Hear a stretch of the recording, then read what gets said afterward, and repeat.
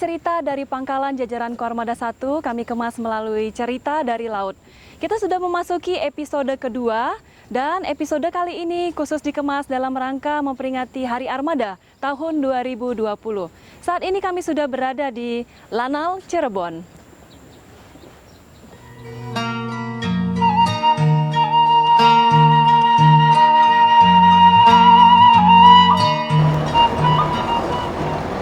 Keamanan Laut Lanal Cirebon. Saya sudah berada di bangunan lama Lanal Cirebon. Ingin melihat ke dalam ada apa di bangunan lama kantor Lanal Cirebon. Selamat siang, Komandan. Selamat siang, Grace. Wah, senang sekali saya bertemu dengan Komandan Lanal Cirebon, Letkol Laut Afif Guardi. Apa kabar, Komandan? Alhamdulillah baik.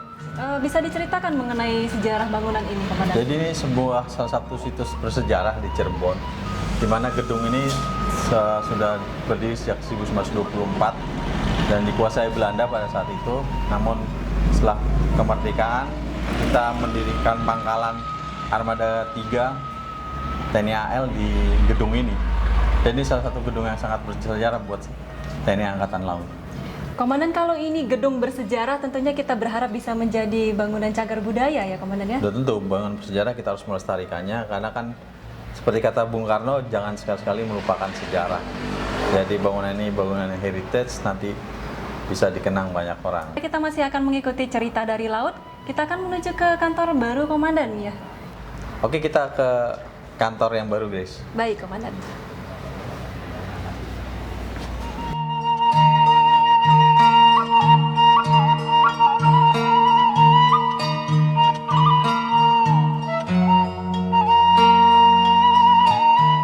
Grace, di sini kantor Mako Lanal Cirebon yang baru diresmikan tahun 1997 oleh Laksamana TNI Arief Kos Haryadi.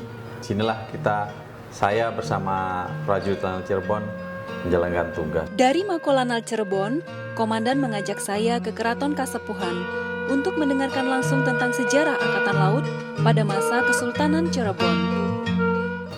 Cerita dari laut berada di Kesultanan Cirebon. Bisa dijelaskan, Pak, tugas sehari-harinya apa? Saya di sini secara resmi adalah Kepala Bagian Adat dan Tradisi Kesultanan Kasepuhan. Bisa diceritakan mengenai sejarah perjuangan laut dari Kesultanan Cirebon? Ya, jadi salah satu kesatuan militer di Kesultanan Cirebon yang dinamakan adalah Sarwajala, yang dipimpin oleh seorang penguasa yang bernama Ki Gede Bungko. Sarwajala ini pasukan Angkatan Laut kalau sekarang, yang punya jasa membebaskan Sunda Kelapa dari tangan Portugis juga. Ada muaranya ya di Kesultanan ini? Kita bisa lihat ke sana ya? Ya, kita langsung ke sana, silahkan.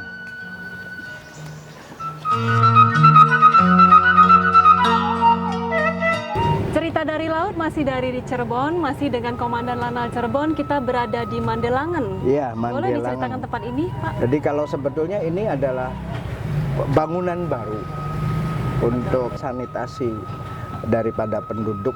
Jadi inilah kantor sah bandarnya. Dulu perahu-perahu militer atau perahu-perahu dagang dari berbagai kerajaan Nusantara yang berkumpul di sini ya laporan di sini. Sandarnya di sandar di ini ya di betul, di Krian. Kesultanan Cirebon kan punya 9 kesatuan. Salah satunya adalah pasukan laut yang disebut Sarwajala.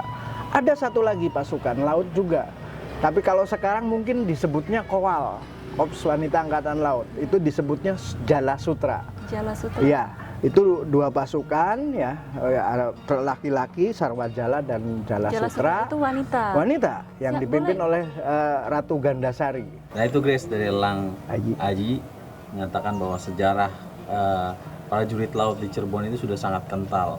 Makanya di Cirebon ini dijadikan pangkalan armada ketiga, karena seperti kita ketahui sejarahnya berkata, sejarah kan tidak bisa berbohong, bahwa prajurit laut di wilayah Cirebon ini sangat kental dan terbukti mampu menaklukkan Sunda Kelapa dari penjajahan Portugis.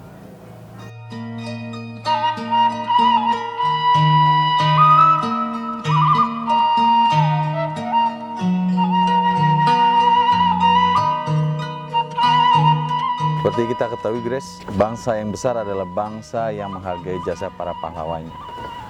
Oleh karena itu, wujudnya dari kita sebagai generasi penerus para pahlawan, kita berusaha membangun monumen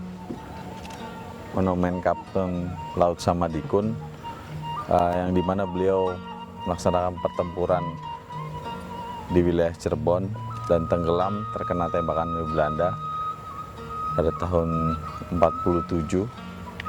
Jadi inilah wujud kita untuk mengingat dan mengenang jasa para pahlawan. Salah satunya membentuk monumen Samadikun, sehingga ke depannya generasi muda akan tahu bahwa perjuangan yang kita raih itu tidaklah mudah, terutama di wilayah Cirebon ini. Kedepannya juga di belakang monumen ini kita akan membangun museum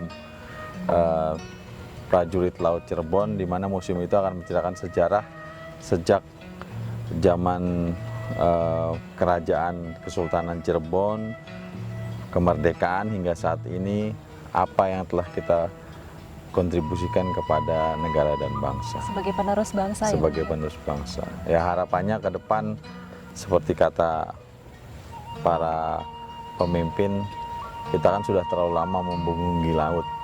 Saatnya kita melihat laut, sejarah, kita gali lagi bahwa memang nenek moyang kita adalah orang pelaut. Karena tidak bisa dipungkiri, bangsa-bangsa yang besar seperti Inggris, Amerika, orang-orang Eropa, Spanyol, semua mulainya hebatnya dari laut. Dari maritimnya. Dari maritimnya.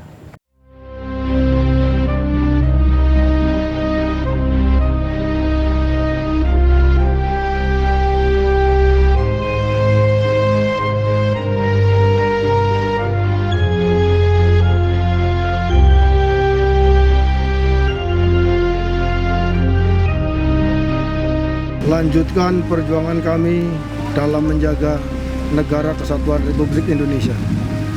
Doakan kami untuk mampu terus menjaga negara kesatuan Republik Indonesia.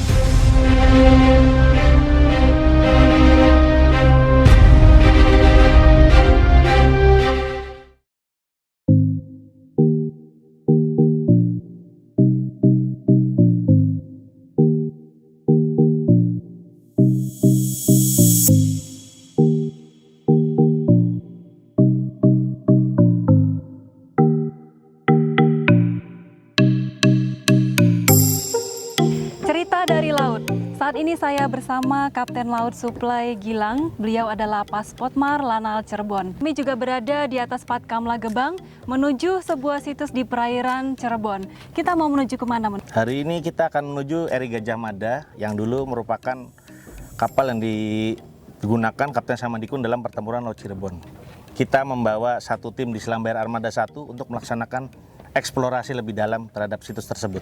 Ya, menarik sekali. Kita akan melihat bangkai kapal RI Gajah Mada. Dan ini merupakan sarana pariwisata yang sangat potensial, bisa dikembangkan untuk potensi maritim. Betul.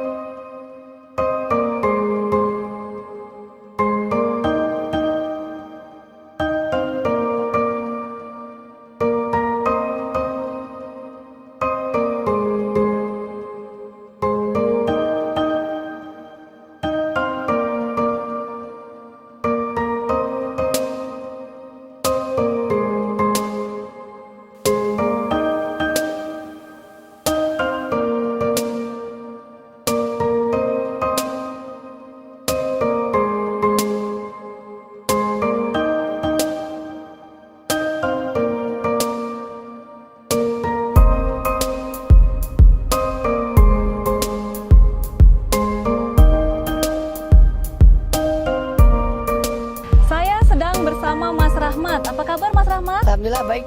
Mas Rahmat ini adalah atlet selam difabel binaan dari Lanal Cirebon. Gimana latihannya hari ini? Alhamdulillah enak, mengasihkan sama teman-teman Bang. Ya, ini untuk persiapan apa? Buat persiapan lomba selam sejauh Barat. Sudah berapa lama sih Mas ikut kegiatan selam ini? Udah 6 kali. 6 kali ya? 7 yang sekarang. Ini sudah menang lomba di mana saja? Alhamdulillah sih di Bali dapat piagam. Terus di Palu di Pantai Nomoni, Selat Madura, sama Almatin, sama di sini. Sudah lomba keliling Indonesia ya. Ya harapannya bisa lomba lebih luas lagi sampai ke luar negeri ya Mas ya. Ya pinginnya. Amin amin.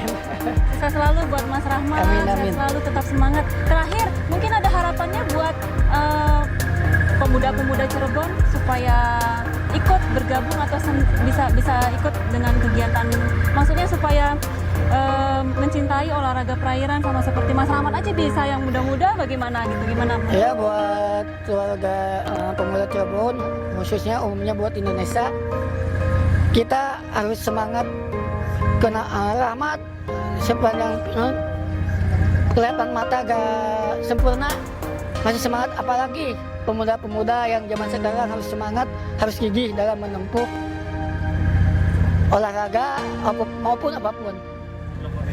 Ya, jadi olahraga apapun harus ditekuni. Yang mempunyai kekurangan saja bisa semangat, apalagi teman-teman pemuda yang punya yang normal ya. Tetap semangat untuk Indonesia. Terima kasih Mas Rahmat, sukses selalu ya.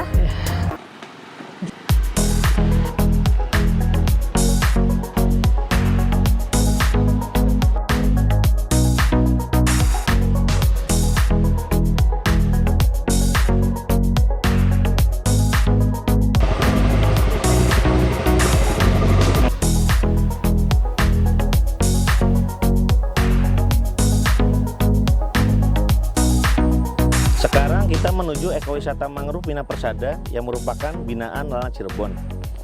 Ekowisata ini berjarak sekitar 20 menit dari pos pengamatan kita yang berada di Karangsong. Untuk perjalanan ke ekowisata ini dapat ditempuh menggunakan perahu yang dikelola oleh masyarakat setempat. Kami dari Posmat Karangsong membina masyarakat sini dengan wujud-wujud yang nyata, dengan sampel yang nyata dulu, bahwa kami bisa mengembangkan. Untuk selanjutnya akan kami edukasi pembelajaran pada masyarakat untuk tentang pengolahan mangrove yang sebenarnya.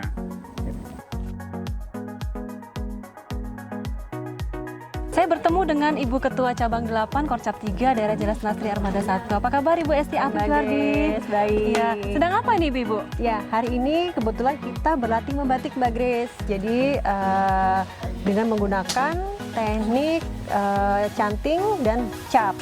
Bahan-bahannya tentunya menggunakan bahan olahan dari mangrove pewarnaannya.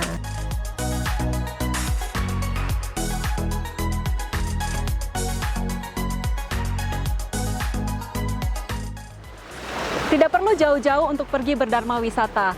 Di Indonesia sangat kaya dengan wisata, khususnya wisata maritim. Mari kita eksplor tempat-tempat yang menarik di berbagai wilayah Indonesia, khususnya di jajaran Koarmada 1. Sampai bertemu di Cerita dari Laut episode berikutnya.